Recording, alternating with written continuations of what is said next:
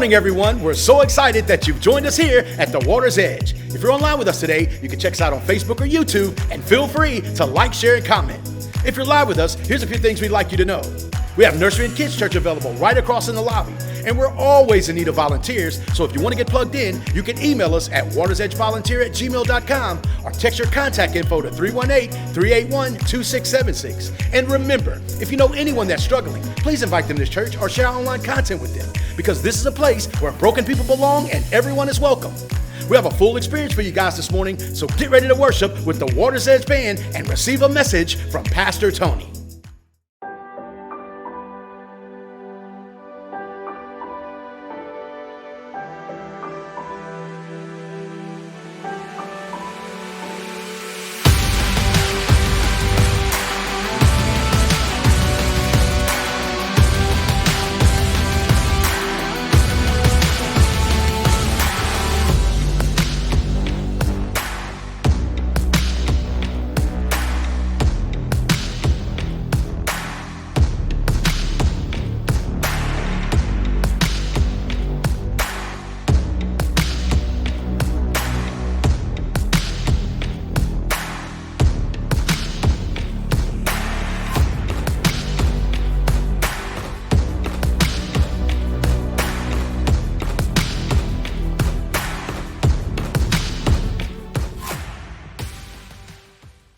What's up, everyone? Good morning, and once again, welcome to our Water's Edge Sunday morning online worship experience.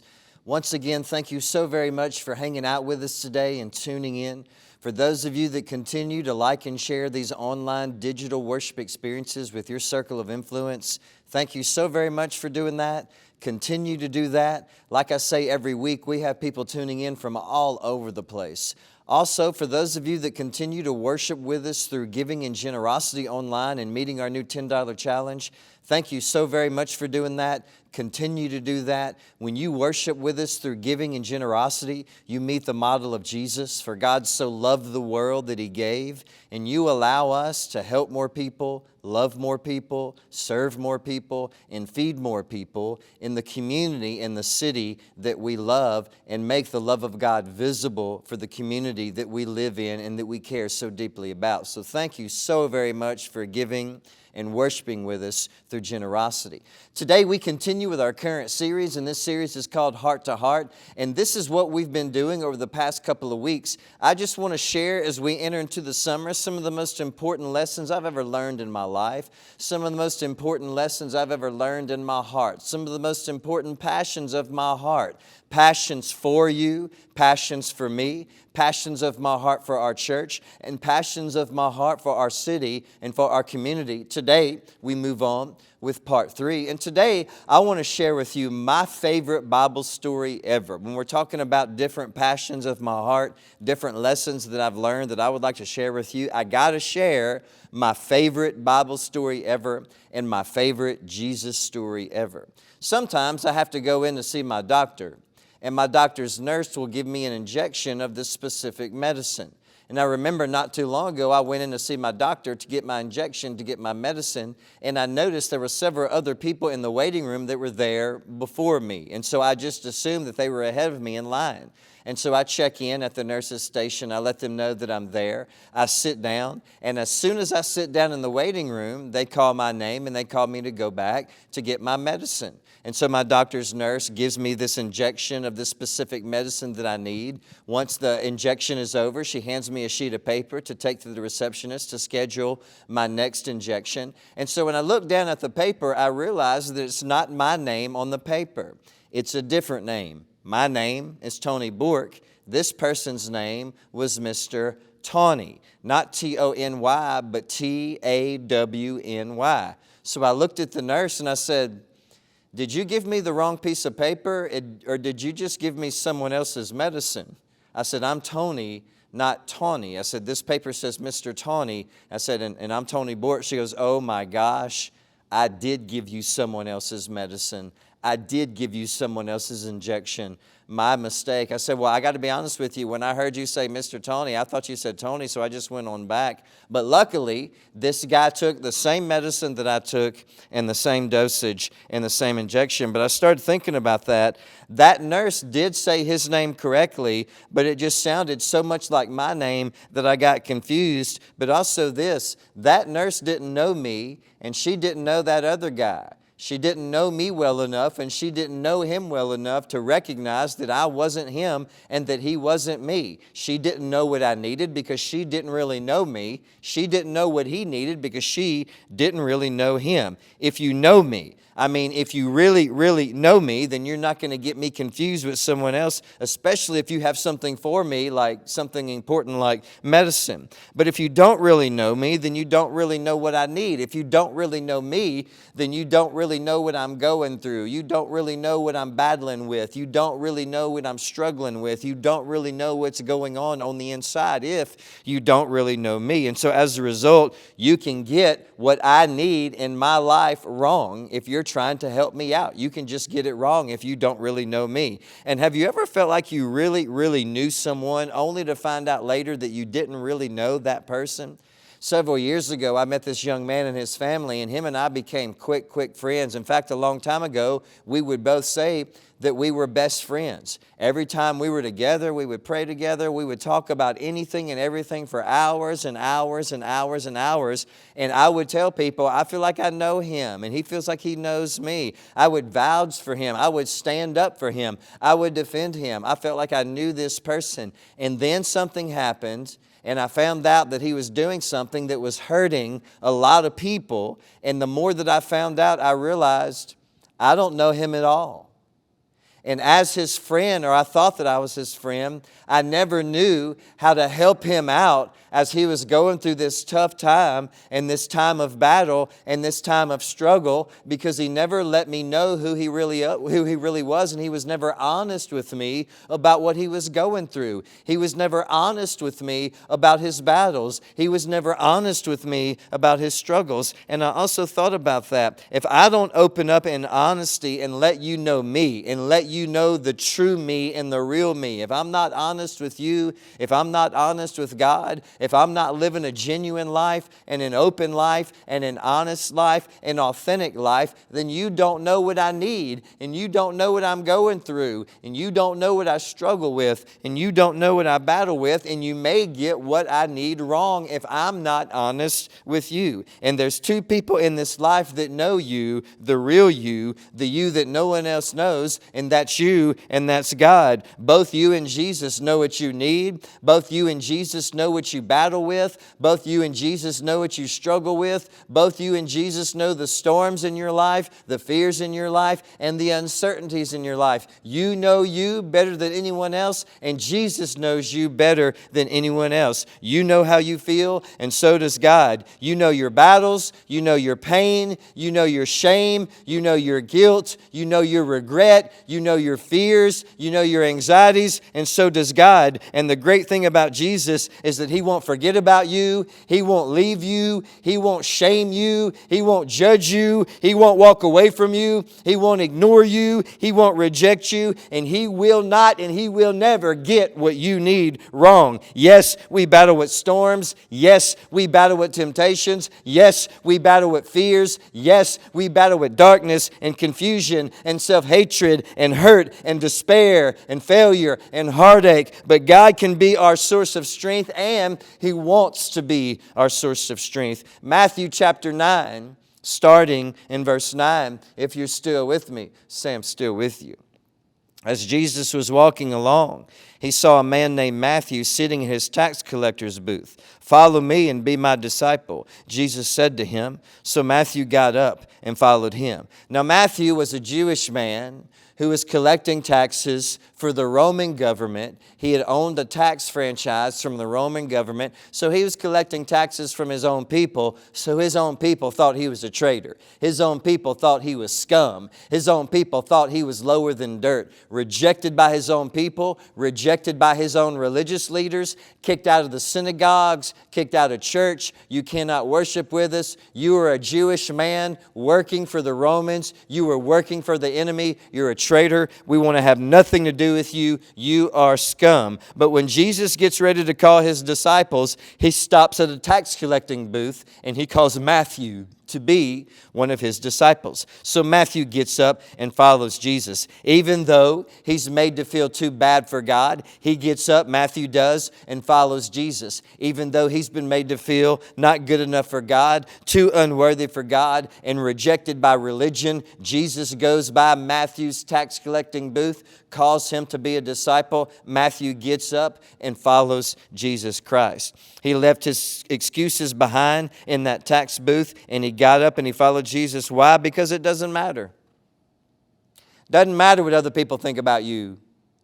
Doesn't matter how other people shame you or how they judge you or how they're critical of you. Doesn't matter how religion and church has looked down on you. It doesn't matter if other people think you're a failure. It doesn't matter.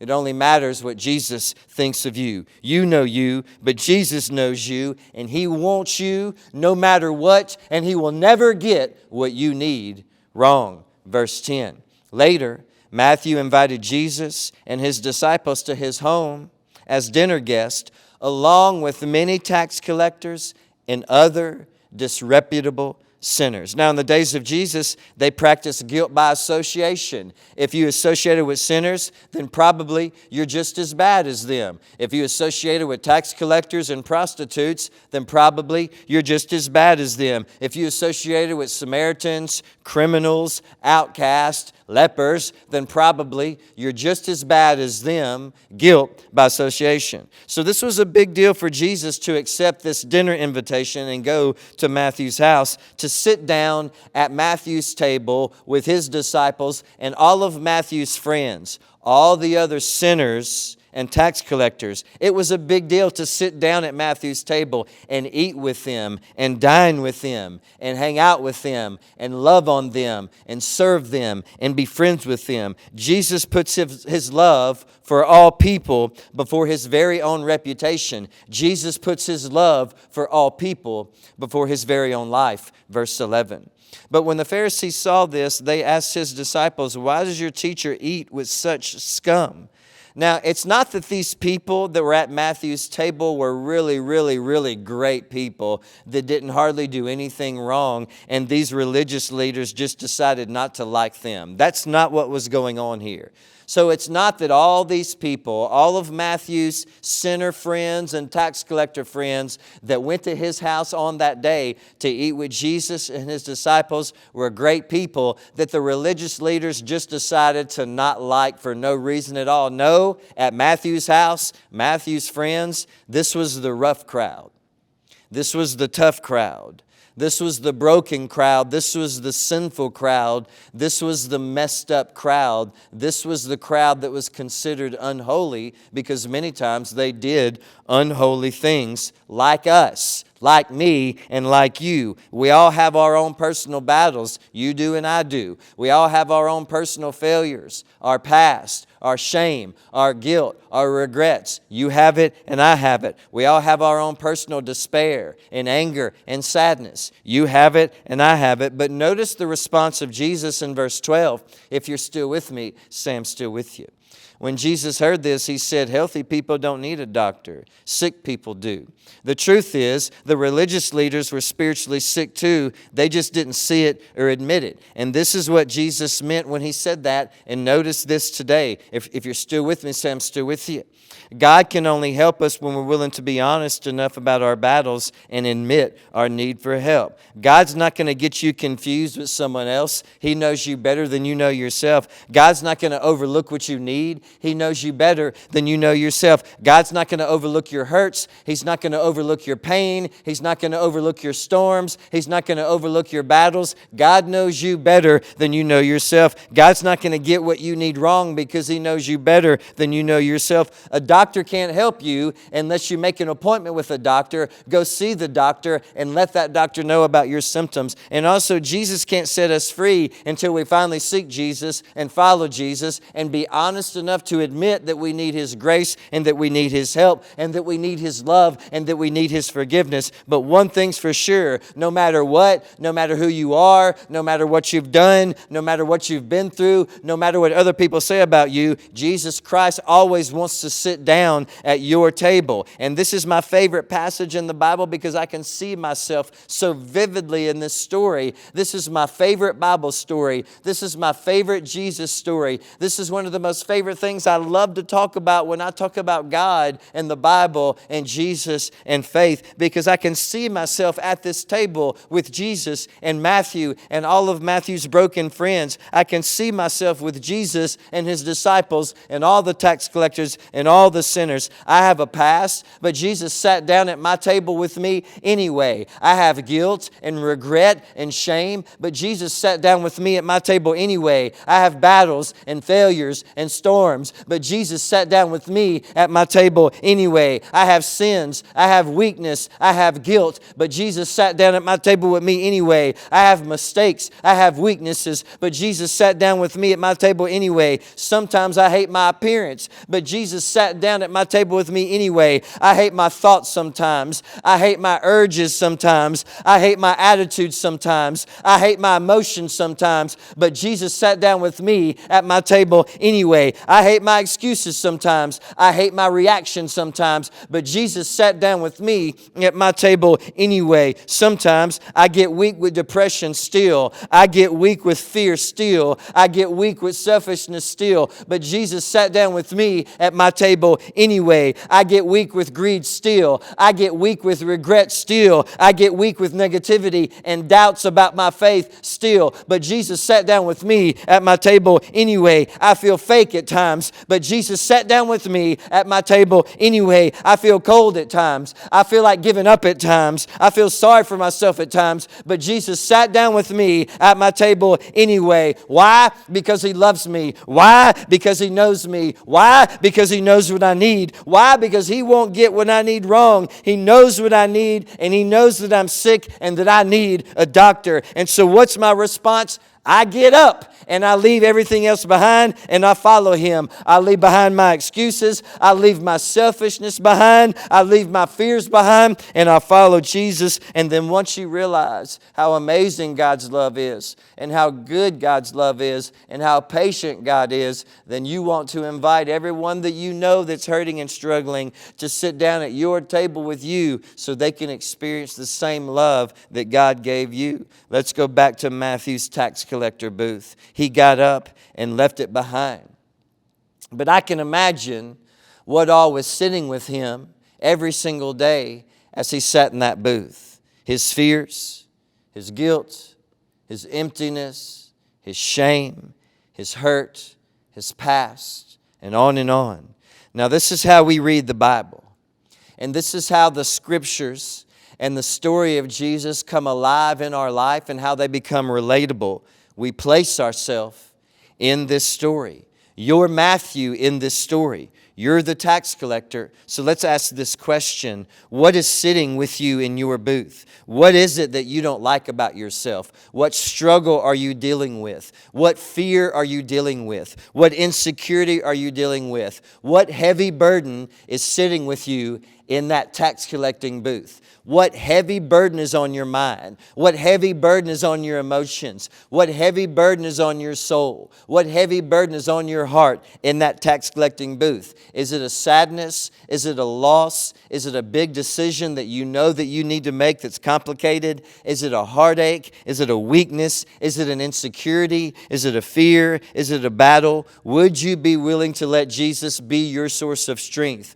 Would you be willing to leave it there in that tax collecting booth, get up, let Him be your source of strength, and follow Jesus Christ? And now you'll be sitting with Jesus at His table. And so then Matthew brought everyone else to his table. When Matthew finally got up and followed Jesus and brought Jesus to his table, he brought everyone else with him to his table, which leads me to one last thing. This is what it is, and notice this today.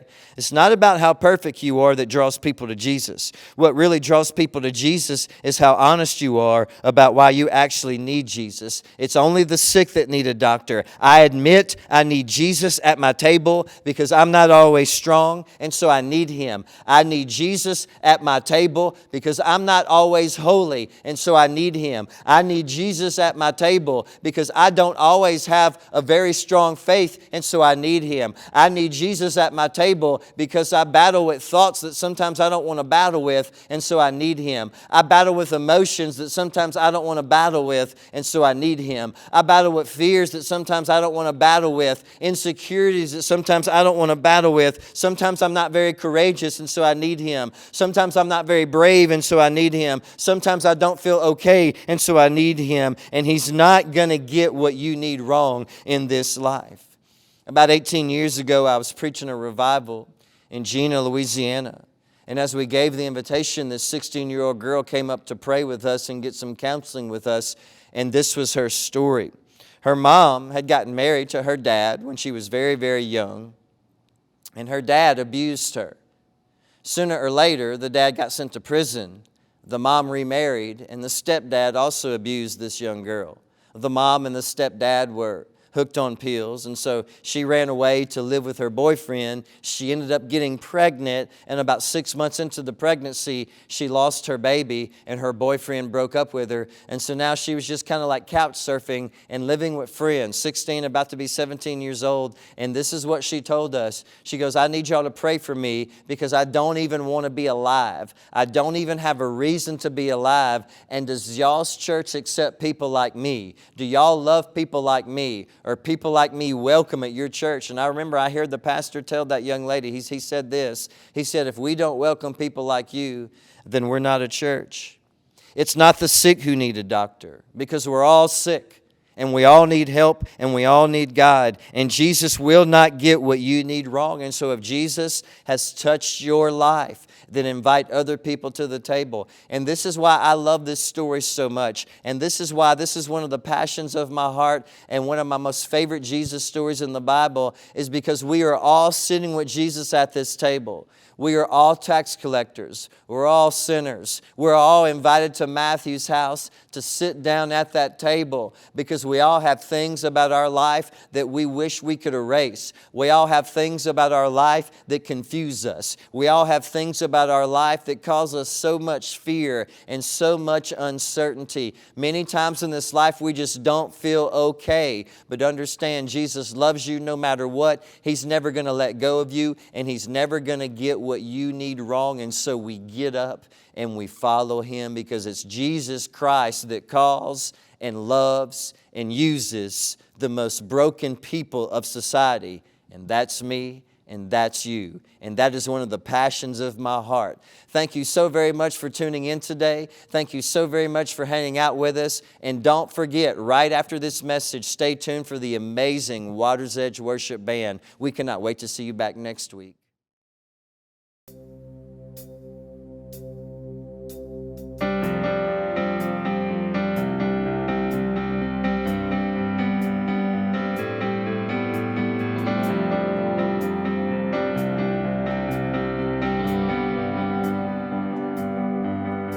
Spirits out, rushing wind, fire of God, fall within. Holy Ghost, breathe on us, we pray.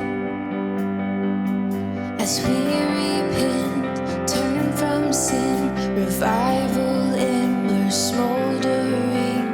Breath of God, fan us into flame. We need a fresh wind, the fragrance of heaven. Pour your Spirit out, pour your Spirit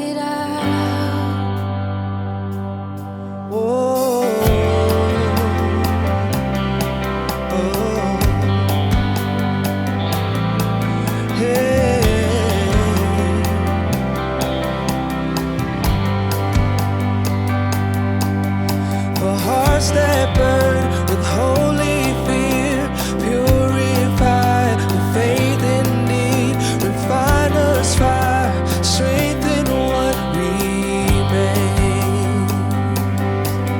So we the church who bear your light, lamp of flame, city bright, King and kingdom come is what we pray.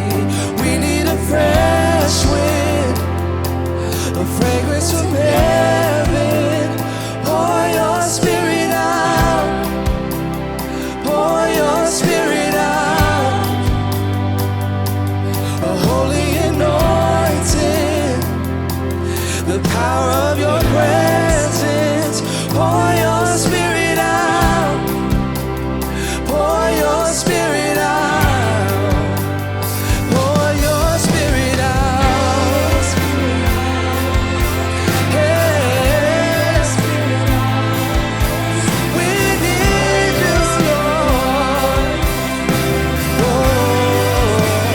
Pour your spirit out, pour your spirit out, pour your spirit out.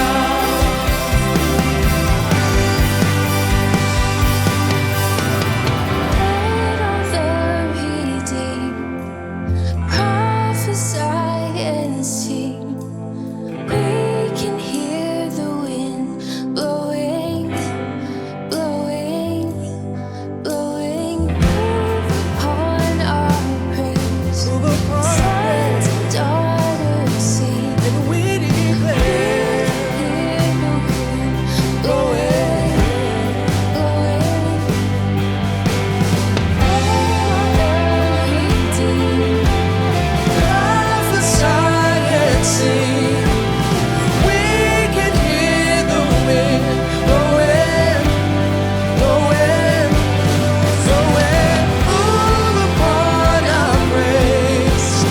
Sons and daughters sing. We can hear the wind blowing, blowing.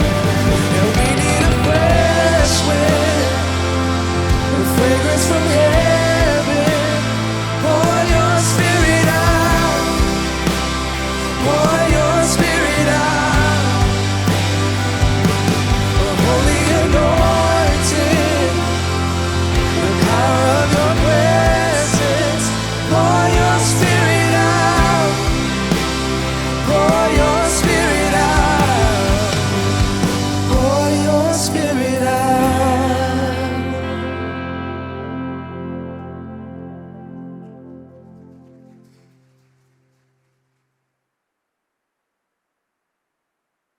What a great message from Pastor Tony, and we really hope today's worship experience has encouraged you and helped you in some way today. If you're moved by today's service and want to stay tuned the rest of the week on social media, you can check us out at Waters Edge Gathering on Facebook or WatersEdge_LC on Instagram. You can also download our app where you can do online giving, listen to worship songs, and replay messages from Pastor Tony. If you want to learn more about salvation and baptism, want to volunteer or need a prayer request, you can visit our Welcome Center in the lobby, and our wonderful volunteers will get you plugged in. We absolutely love you guys and can't wait to see you back next week at the Water's Edge, where everyone is welcome.